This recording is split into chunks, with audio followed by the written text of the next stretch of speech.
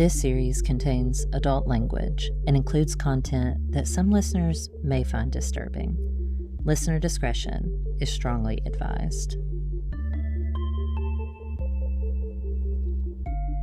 From Murder Creek Media, this is Skeptical. I'm your host, Neeli Faulkner. This is Season 1, Episode 6.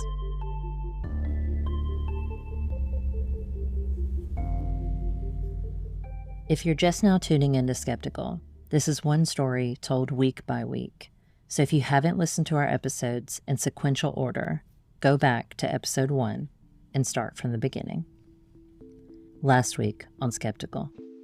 And every time you recall the real memory, you might remember more details, but you'll just remember maybe more details.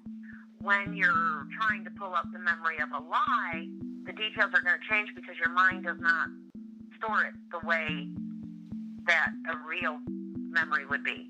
Let's assume that he's not able to do a habeas corpus, but say there was new evidence that was presented in his case. Could you at that point do another motion for a new trial based on new evidence? It would have to be something that it would have been impossible for him to find out. Richard Edge wouldn't have said anything if he wouldn't have gotten a deal. Richard Edge was looking at 4 life without parole sentences and 300 and some years added on top of it. Lord of mercy.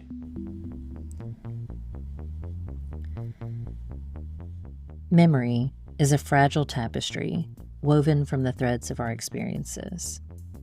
How well do you trust yours? Can you recall what you ate for breakfast this morning? How about what you had for breakfast 3 days ago? Can you remember with absolute certainty an event from a month ago? A year ago? How about a decade ago? Memory is a very complex thing. It bends, it warps, and sometimes it deceives. If I learned anything from playing telephone as a kid, it's that memory is flawed. Research suggests that eyewitnesses can be highly susceptible to memory distortion, with studies showing that memory accuracy decreases over time and can be influenced by leading questions, post-event information, and emotional factors. Given the potential for memory distortion, it's crucial for the justice system to adopt practices that minimize the risk of misidentification. This includes using evidence-based methods for conducting lineups, providing proper training for law enforcement officers on how to avoid leading questions, and educating juries about the fallibility of eyewitness testimony. Witness misidentification isn't the only problem within the justice system, but also incentivized witnesses. These witnesses are often paid for their testimony by being provided something in exchange for it, such as release from prison or the promise of a less severe prison sentence. A report published in 2004 by the Center for Wrongful Convictions on the so-called snitch system found that incentivized witnesses were the leading cause of wrongful conviction in U.S. capital cases. Jurors in these cases are often not educated on the fallibility of informant testimony and incentives that may influence that testimony, and thus they tend to believe these witnesses. Fortunately, organizations like the Innocence Project are working with state legislatures to keep things like this from happening. They're advocating for critical reforms, such as electronically recording informant statements to ensure that investigators can't inadvertently or deliberately feed information to potential informants.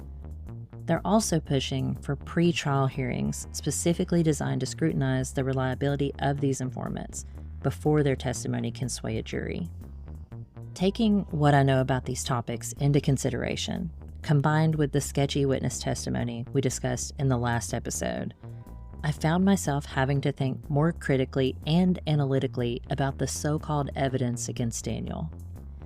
As I scrutinized the case, it became increasingly clear that I couldn't put much stock into the witness testimony.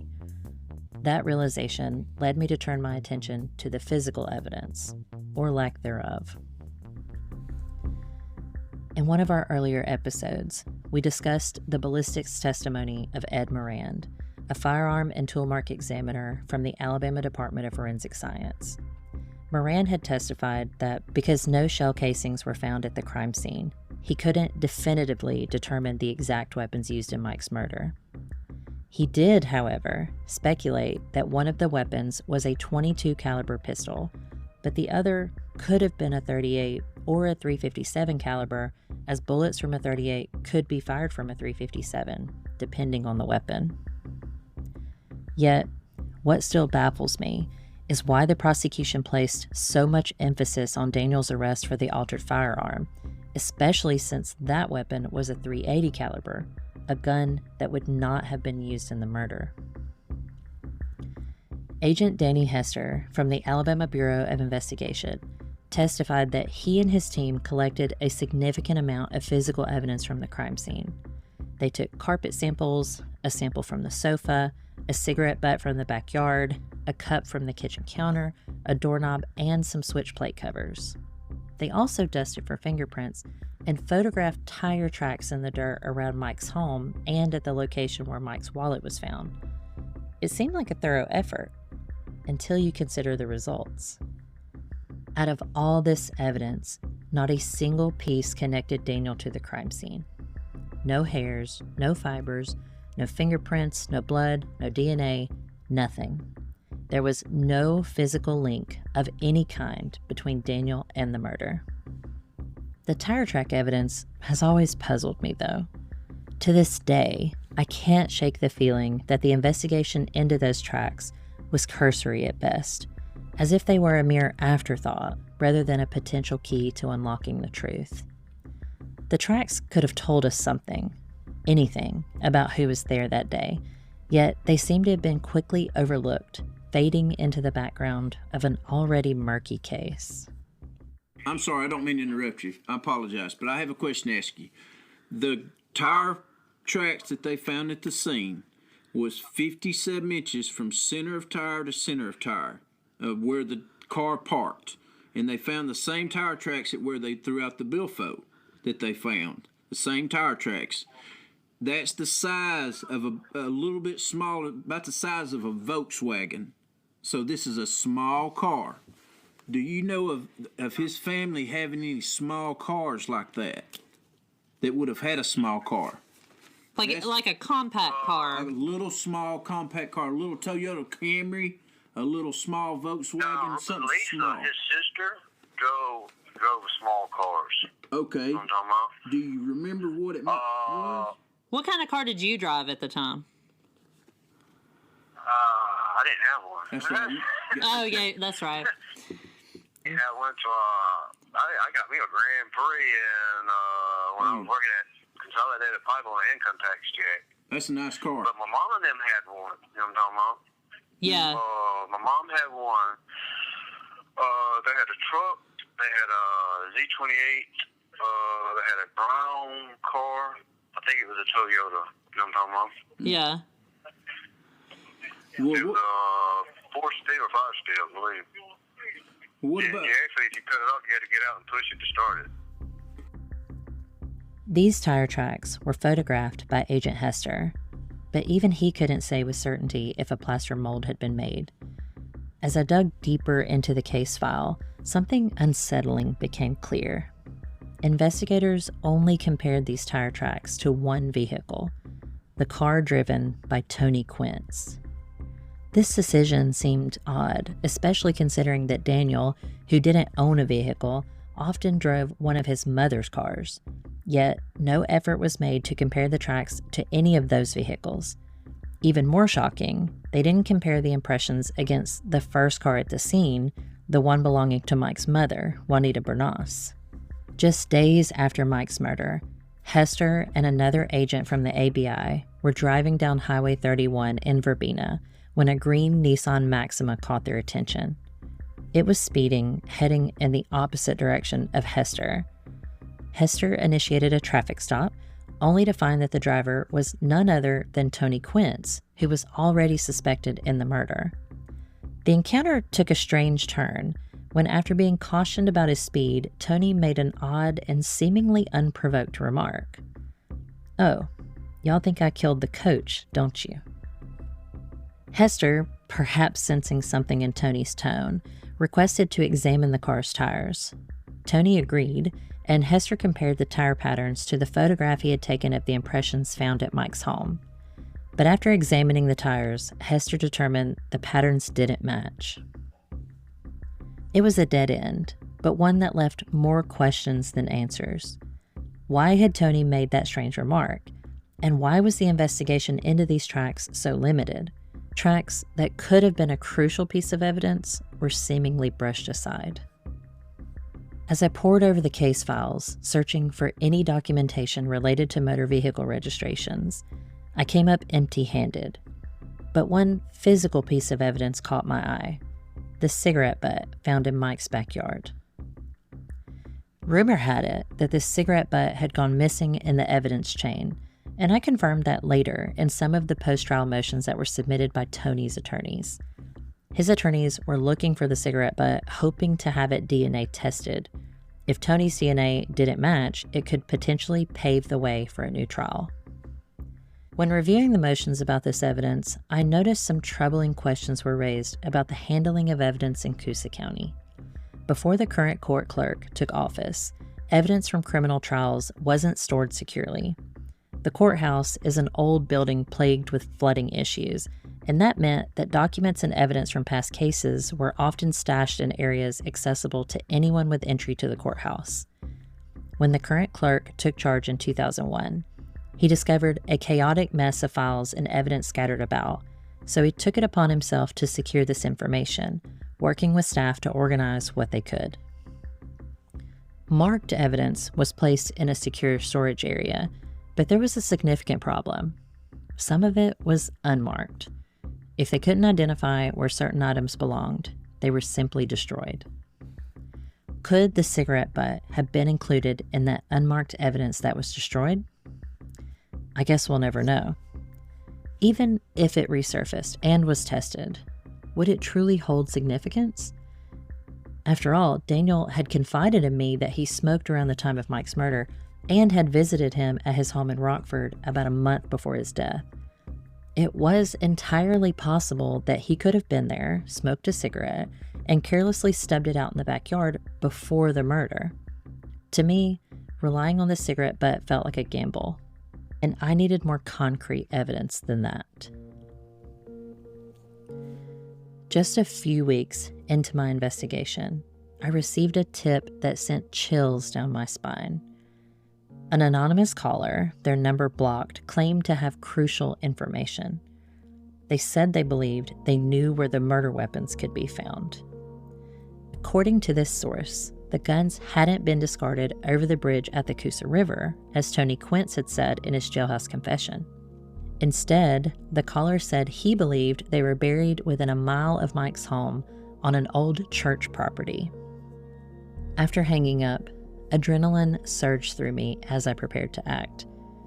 I took a drive to Rockford, eager to scout out potential locations that matched the description provided by the anonymous caller. Was this the lead I'd been searching for, or just another dead end? Okay, so if you turn there, it's a dead end at the Coosa River. So they would not have gone that way. Right. So they would have turned this way. This is County Road 19. Right. So it would have made, and they knew this area. So they would have come this way and gone up here to the intersection at 459. And this is the closest church to the property. Unless you go out to 22, Right. which like I said was a main road, I doubt they would have gone that way. Right. So we're going to go up this road a little bit and then we're going to come to an intersection. And there's going to be that older church I was telling you about right at the intersection. Right. But based on Google Maps, it's like pretty open. There's a tree line, but the property itself doesn't have any trees. Right. And then if you just keep going a little bit, you come to that other little church that's kind of hidden. And that seems to me to be the more likely thing. I could be wrong though. Right. But this is supposedly the church. I mean, it's open, it's in the middle, you know. That just seems really bad. Unless you pulled off over here and like did it on the side of the road over there.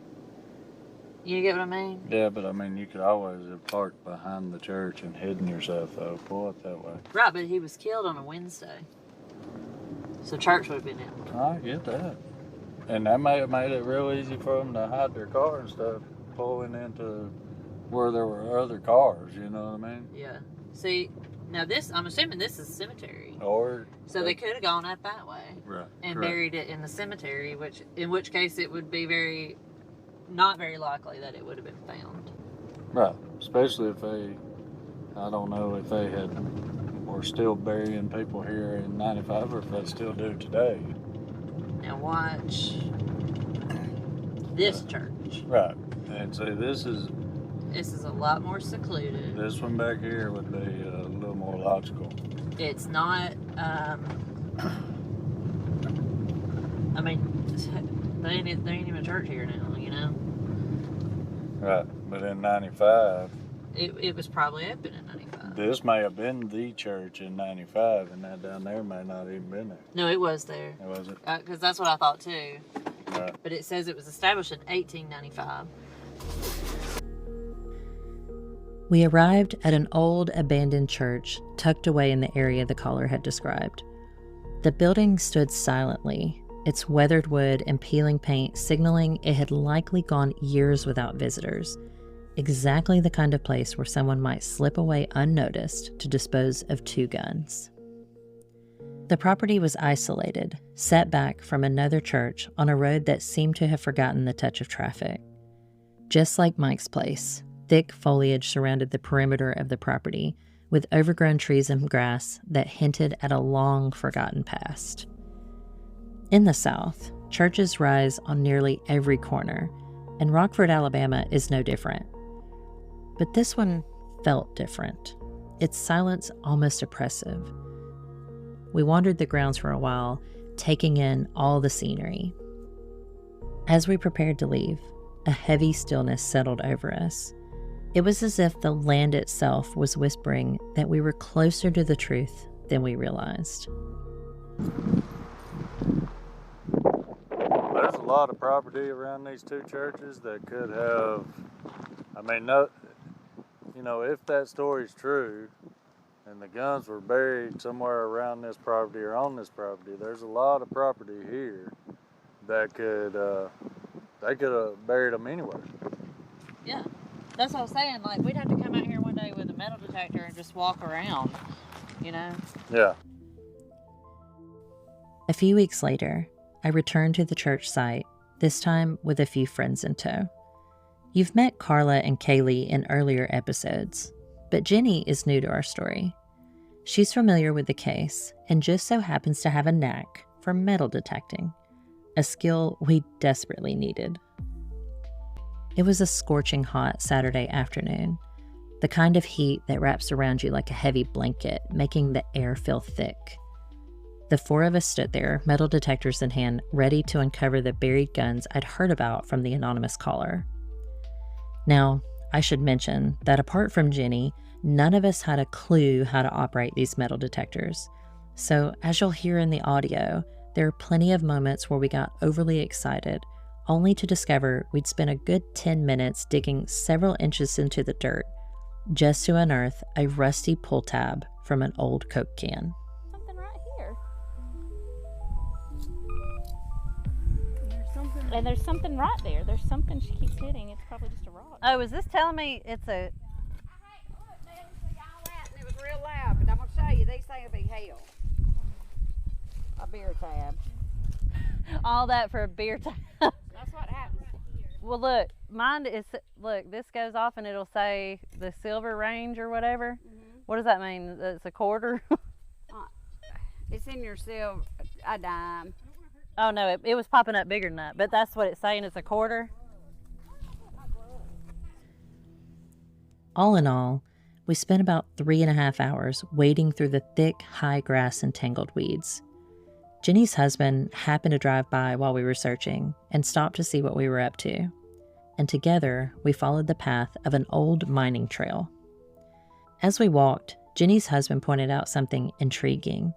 An old well, barely noticeable, hidden beneath a thin, rotting piece of wood. Oh, I walked right by that too. Oh, it's got a big lid on it though. Oh wow. You can't even see in there. I'm afraid to put my phone over it with a light. I'm about to. Hello? Wait, watch this. I wish I had a flashlight. I bet she does. We peered down into the well. It was deep, so deep that the light from our cell phones barely made a dent in the shadows cast by the trees above. The blackness seemed to go on forever, and despite our efforts, we couldn't see the bottom to tell if anything had been tossed in, let alone a pair of guns. After searching for hours with no luck, Jenny suggested we try another nearby secluded church. It was still within the range suggested by the caller, so we packed up our gear, metal detectors in hand, and drove about a mile down the road to the second location. The abandoned church loomed ahead, its weathered exterior perfectly matching the description given by the caller. The air felt heavy with the scent of damp earth and decaying leaves, and the silence around us was only broken by the occasional rustle of wind through the trees.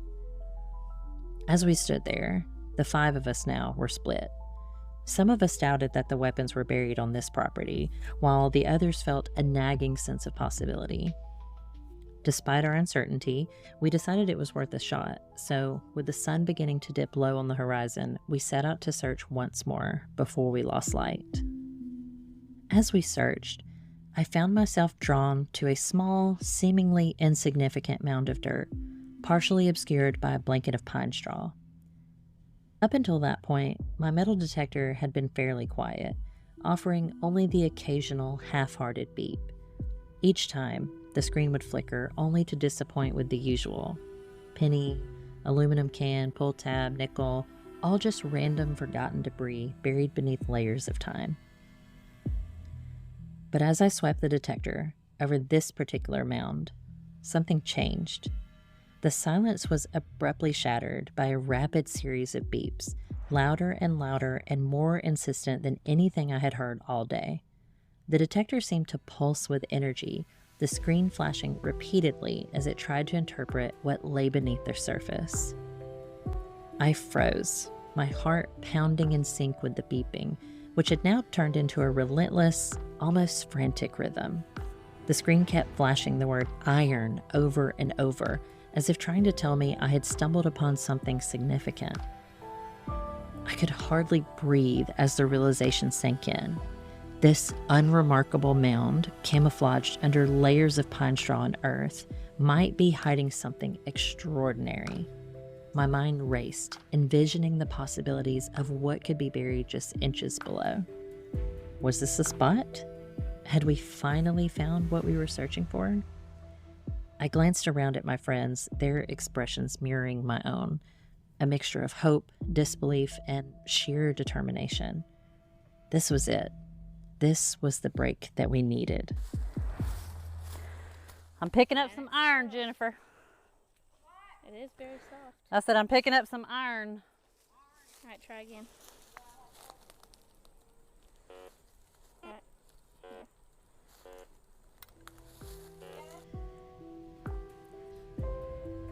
Jenny walked over, shovel in hand, and together we began to dig. We carefully swept away the pine straw, revealing the dirt beneath, and then started digging inch by inch, our excitement mounting with every scoop. This could be it, the evidence that not only could exonerate Daniel, but possibly Tony as well. The metal detector had pointed us here, its frantic beeping indicating iron, the very material we were searching for. Each shovelful of dirt brought us closer to the truth, the weight of our expectations growing with every passing second. Oh. Iron. And look, it's on like a hilly part. Yeah, pictures over there, see what it says. Go up further. Yeah. I mean, don't it look like something buried right there? Like a mound? Mine's not doing anything.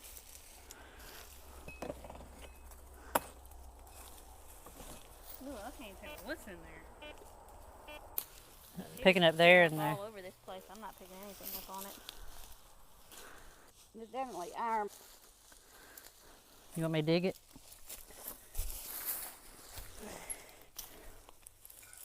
Wait a minute. There's a better one. That's a hard one. Hold on, this will be something right there. I swear, we find these guys. I know, wouldn't that be wonderful? Up this nail. It's a pile of nails. Is it? A whole pile of them. Look, there's a million right there. Look. Wow. Dang. But that was good. But as we dug deeper, our excitement began to falter. The anticipation that had filled the air started to wane as we unearthed a pile of old, rusted nails. Just nails, not guns, not the smoking gun we had hoped for. Just a mound of discarded, useless nails left to rot in the middle of a forgotten, wooded area and buried beneath layers of pine straw. I can't even begin to describe the wave of disappointment that washed over us. All that hope, all that anticipation had led us to nothing more than a pile of rusty nails. It felt like the ground itself had played a cruel joke on us, teasing us with the possibility of something big, only to reveal a hollow, meaningless find. As we stood there, staring at the nails, a sinking feeling settled in my stomach. Was this it? Had the anonymous call I received just been a wild goose chase all along? The thought gnawed at me. Sure, there was a chance we could have missed the guns. The property is vast and there's so much ground we hadn't covered. Maybe we'd been searching in the wrong place altogether. But something about finding those nails and nothing else made me wonder if this anonymous caller had been messing with me, trying to throw me off track from the start. But why? What would be the point of wasting my time, leading me to believe I was close to uncovering something vital, only for me to dig up a big pile of nails? Unless the caller wasn't just some prankster, but someone with intimate knowledge of the case. Someone who was worried I might actually piece things together and see the truth. A truth that maybe didn't point to Tony or Daniel, but to the real killer. Someone who wasn't behind bars, but instead still out there, walking freely among us. What if this was more than just a dead end?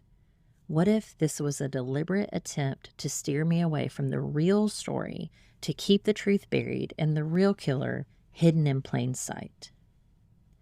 Who would have the motivation to do that?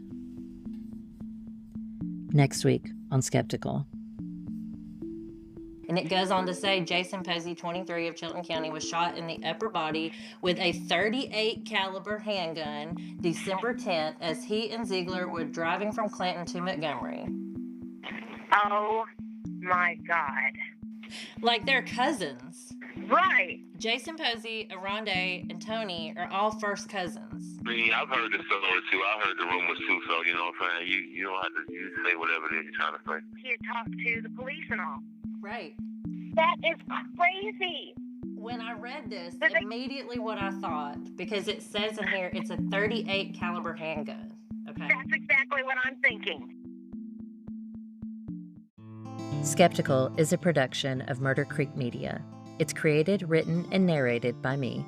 Our associate producers are Emily Christie, Tony Forbes, Camry Council, Lauren Powell, and Chantrace Martin. Special thanks to Bailey Dollar and Clarissa Rambo. You can find out more about us and our work by visiting murdercreekmedia.com. If you're hungry for more, consider joining our premium subscription on Spotify. Unlock exclusive access to unaired content, including extended audio interviews and host commentary, offering a deeper dive into the cases that grip your curiosity. You can also join the conversation online by searching our social handle, SkepticalPod. If you like this episode, we'd love to hear from you. Leaving a review helps us grow and improve, making sure we can continue to bring you the content you crave. Every rating, comment, and share helps others discover our show. Remember, Every voice matters in the pursuit of justice. Keep questioning, keep advocating, and together we can make a difference.